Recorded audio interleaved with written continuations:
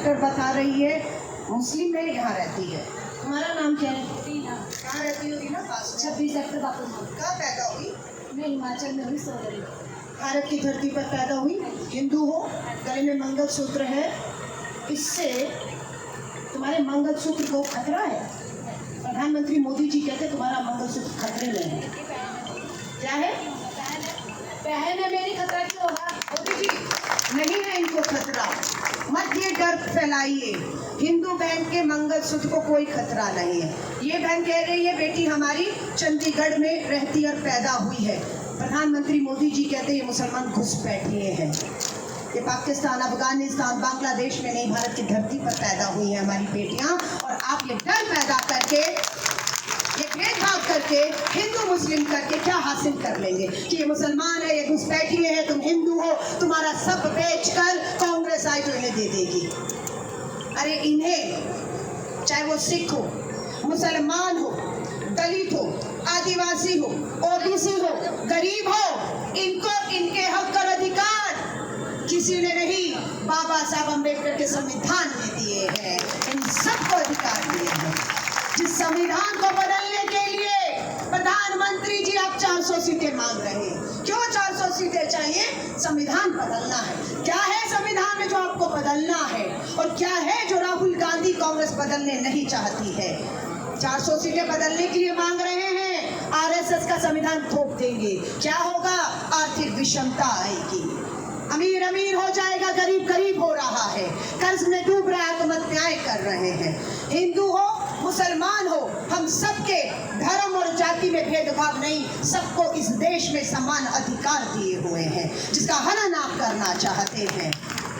संविधान बचाए या रहने दें? तो ये लड़ाई संविधान बचाने की है या नहीं? इन चुनावों में तो बचाइए अपना संविधान बाबा साहब अम्बेडकर का, जिसने अमीर के वोट की भी, अगर अडानी वोट करेगा और एक गरीब मजदूर वोट करेगा, दोनों की वोट की कीमत एक ही रखी हुई है, जारी रहेगी। न्याय का हक मिलने तक यूं ही जारी रहेगी।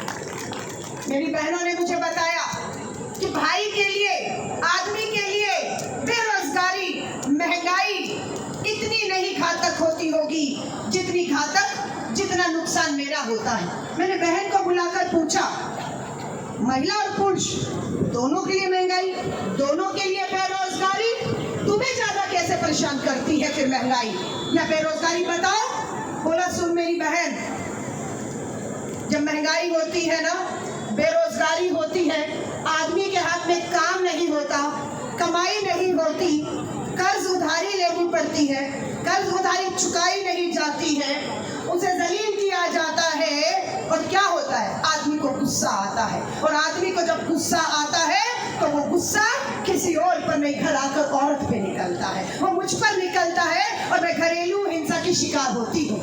तो उन्हें सिर्फ महंगाई और बेरोजगारी चुभती होगी, लेकिन मेरी बहनों ने कहा हमें महंगाई, गरीब, बेरोजगारी के साथ घरेलू हिंसा का भी शिकार होने पड़ता है। मिली मुझे बहन पंजाब में, चंडीगढ़ से लगा हुआ है, हरियाणा का 3 दिवसीय दौरा करके महेंद्रगढ़, अंबाला, पूरा सिरसा करके आज आपके बीच में आई हूँ। यहाँ से पंजाब और हिमाचल 7वें चरण के लिए जाऊंगी। माँ मिली मुझे, कहा इन 10 सालों में क्या बदला है ये मैं बताती हूँ। बुलाया उसको मंच पर, पूछा बताओ क्या बदला 10 सालों में? प्रधानमंत्री मोदी जी ने महिलाओं का, आधी आबादी का वोट लिया। नारा था बहुत हुआ महिलाओं पर वार, अब की बार मोदी सरकार। नारा था बहुत हुई महंगाई की बार, अब की बार मोदी सरकार। ना महिला पर वार कब हुआ, ना महंगाई कब हुई। बहन ने बताया 8 साल का बेटा था, तस्वीर लेकर आई। 2014 में मेरा बेटा 8 साल का था, मोदी को दोनों बार वोट दिया।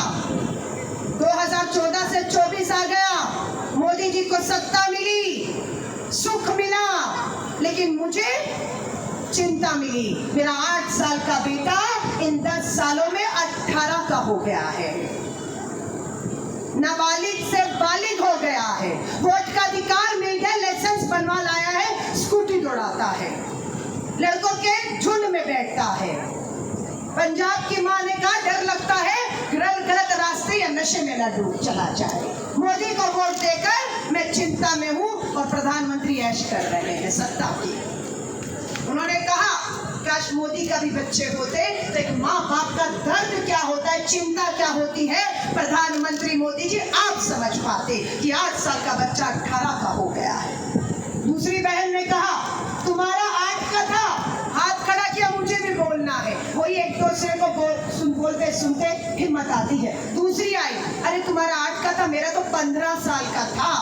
स्कूल में 15 साल में पढ़ाई कर रहा था, 14 में 15 आते ही 15 साल का 25 का हो गया है।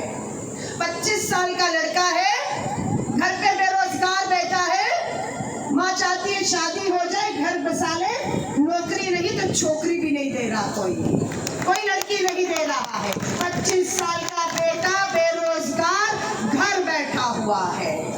10 साल में ये एनडीए भाजपा सरकार ने जो महंगाई है उसे आम परिवार की कमर तोड़ दी है। जब हमने सरकार छोड़ी थी 2014 में तो गैस का सिलेंडर 384 रुपए का था। 10 वर्ष में अंतर्राष्ट्रीय बाजार में गैस की और कच्चे तेल की कीमत गिरती रही और यहां पर पेट्रोल, डीजल और गैस सिलेंडर की कीमत बढ़ती है। मुझे याद है कि हमारी सरकार जब थी, अगर हम 2 रुपए भी बढ़ाते थे तो भारतीय जनता पार्टी की कई माननीय नेत्रियां गैस के सिलेंडर लेके सड़क पर निकलती थी।